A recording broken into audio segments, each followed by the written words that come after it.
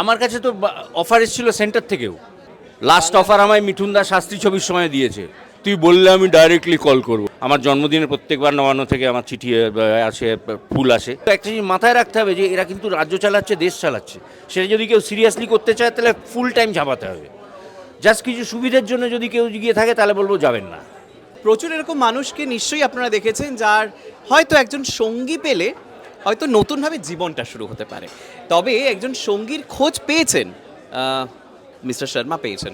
তবে কেই মিস্টার শর্মা এখানে আসুন আলো করে রয়েছেন, এখানে শাশ্বদা রয়েছেন। শাশ্বদার নতুন এই সঙ্গীর খোঁজ তুমি পেয়েছো, যদিও ছবিকে ঘিরেই এখানে এই যে এফোর্টটা দেওয়া, যতটুকু আমরা দেখলাম আজকে ট্রেলারে, এটা তো কিছুই নয়, আমরা কিছুই দেখিনি এখনো। মানে এই মিস্টার শর্মা যে কতটা নাছোড়বান্দা সেটা ছবিটা দেখলে বোঝা যাবে। যে এই বয়সে এসে ষাটোর্ধ্ব, তার মনীষ বয়স এখনো 25, এবং দেখে যখন একবার ভালো লেগে গেছে সে ছাড়বার পাত্র নয়। মানে তাকে যে কীভাবে বিরক্ত করছে এবং তাকে পটানোর জন্য যে কি করছে, এটা একটা অদ্ভুতুড়ে প্রেমের গল্প। লোকে কি বলবে ভেবে আটকে থাকেন বেশিরভাগ ক্ষেত্রে, যে আশপাশে কি বলবে, সমাজ কি বলবে। কিন্তু এ শর্মা সেটা বিশ্বাস করে না। শর্মা বলছে যে জীবনটা আমার, জীবনটা তোমার, কাজে কে কি বললো তার জন্য আমাদের ভালো লাগাগুলো সরিয়ে আমাকে কেন বাঁচতে হবে। তুমি কি এটা পার্সোনালি বিলিভ করো? অ্যাবসলিউটলি।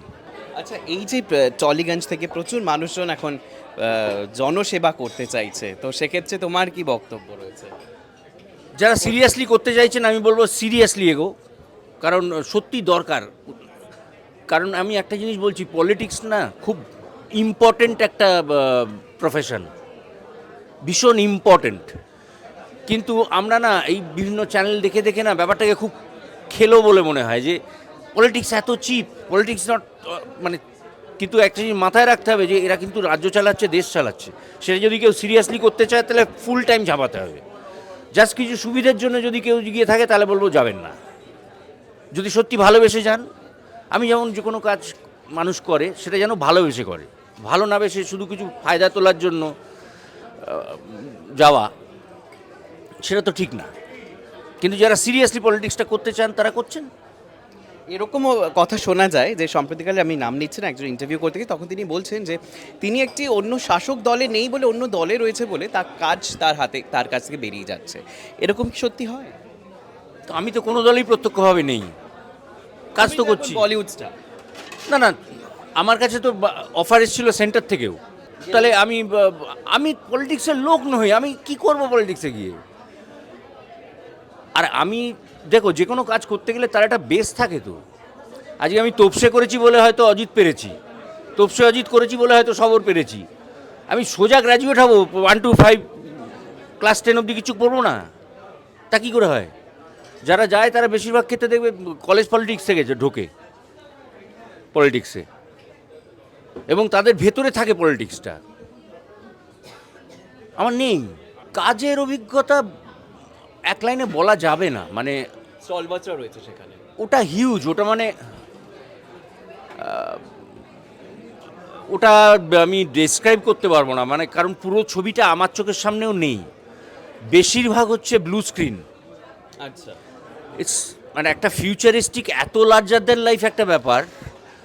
মানে আমার এন্ট্রি শ্যুট হয়েছে 3 দিন ধরে ফিল্মে।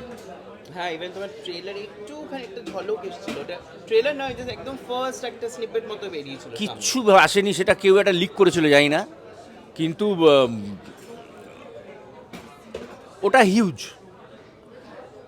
আমি ডিসক্রাইব করতে পারবো না, এত বড় স্কেলের ছবি না, মানে কিচ্ছু বলা সম্ভবই না। আচ্ছা, এই যে সম্প্রতিকালে আমার কাছে ওটা একটা অদ্ভুত নতুন অভিজ্ঞতা। মানে একটা ভাষা না জেনে পুরোটা সেই ভাষায় কথা বলে, ডায়লগ বলে, এবং ডাবিংটা পর্যন্ত আমাকে দিয়ে করিয়েছে। ওরা কতটা কনফিডেন্ট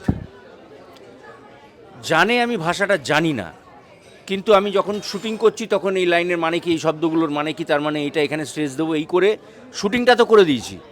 করে এবার আবার বলেছি যে আমি জিজ্ঞেস করলাম যে আমি যে জায়গায় ঠোঁট যেখানে পড়ার কথা এখানে, কারণ যে ডাব করবে তাকে তো ওটা মেলাতে হবে। ডাব আপনিই করেঙ্গে। আমি তখন জিজ্ঞেস করলাম যে আমি কি করে ডাবিং করবো, ভাষাটাই যাই না, কোনো মতে শুটিংটা করেছি। বললো no problem sir, it's very fine and I have confidence. ডিরেক্টররা বললো you will dub the film. আমি ডাবিংটা সেরেছি ওখানে, 3 দিন হায়দ্রাবাদে গিয়ে খালি ডাবিং করেছি।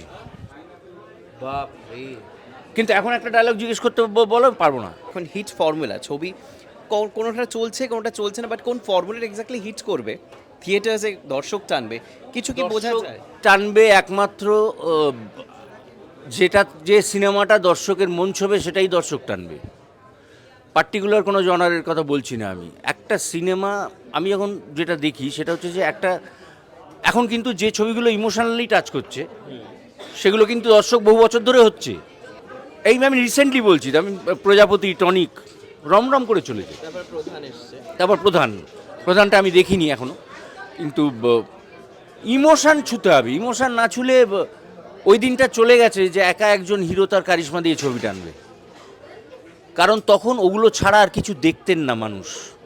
এখন ওটিটিতে এরমভাবে একটা করে সুইচ টিপবে, একটা থেকে বড় একটা সাবজেক্ট পাবে।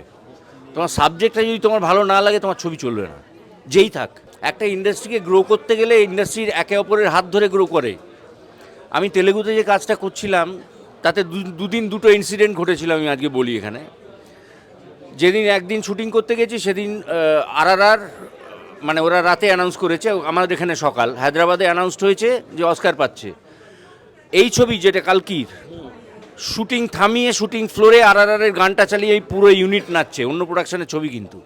একদিন সালার বলে একটা ছবির ট্রেলার লঞ্চ হলো, আমাদের প্রোডাকশন কালকি। ছবি শুটিং বন্ধ হলো, ফ্লোরের বাইরে বড় সাদা চাদর টাঙানো হলো, প্রজেক্টর আনা হলো, ল্যাপটপের সঙ্গে কানেক্ট করা হলো, স্পিকার আনা হলো, সালারের ট্রেলার দুবার করে চললো, ওরা সবাই মিলে হাততালি দিল, কিনা এটা আমার ইন্ডাস্ট্রির ছবি। তাহলে আমাদের এখানে এই জন্য একটা ইন্ডাস্ট্রি গ্রো করে। ডেফিনেটলি সবাই একজোট না হলে তুমি বলো না, আজকের দিনে আমি একটা ছবি অ্যানাউন্স করলাম, আরও দুজন তার দুটো ছবি অ্যানাউন্স করলো, এতে পাবলিক কাটাকাটি হচ্ছে না, ভোট কাটাকাটির মতো? সেটা যারা বলেন তারা ইন্ডাস্ট্রি চালাচ্ছেন তারা বুঝে দেখুন। চারে যাবে কোনো দলের তরফে যদি তোমাকে ডাকা হয়? আমি কোনো পার্টিকুলার পার্টির প্রচারে কোনোদিন যাইনি, হাত জোর করে রিফিউজ করেছি, এবং আমার কাছে সেন্টার থেকে অফার ছিল। লাস্ট অফার আমায় মিঠুন দাস শাস্ত্রী ছবির সময় দিয়েছে, তুই বললে আমি ডাইরেক্টলি কল করবো। আমি না, রক্ষে করো, আমার ওটা কাজ নয়। আর বাংলা থেকে এসছে? বাংলা থেকে? হ্যাঁ, বাংলা থেকে? না, বাংলা থেকে আমায় তেমন ভাই, কিন্তু বাংলা মোটামুটি সকলের সঙ্গে আমাদের পশ্চিমবঙ্গে থাকি, চেনা পরিচিতি প্রত্যেকবার আছে। আমার জন্মদিনের প্রত্যেকবার নবান্ন থেকে আমার চিঠি আসে, ফুল আসে, তো কাজে ওরম অফার কেউ দেয়নি, কারণ তারা জানেন যার যেটা কাজ, যে ইন্টারেস্টেড সে যাবে, যে ইন্টারেস্টেড নয় তাকে দিয়ে তো ভালো কাজ করতে পারবে না কেউ। আর আমার ইন্ডাস্ট্রিতে অ্যাটলিস্ট আমার একটা ফ্রিডম আছে একটা ছবিকে না বলার। পলিটিক্সে পার্টি যা বলবে তাই করতে হবে, তোমার কোনো ফ্রিডম নেই, ওর মধ্যে আমি নেই। বেশ, আর এরকম নানান এন্টারটেনমেন্টের রেগুলার আপডেটস পাওয়ার জন্য অবশ্যই চোখ রাখতে হবে শুধুমাত্র আজ তাক বাংলায়।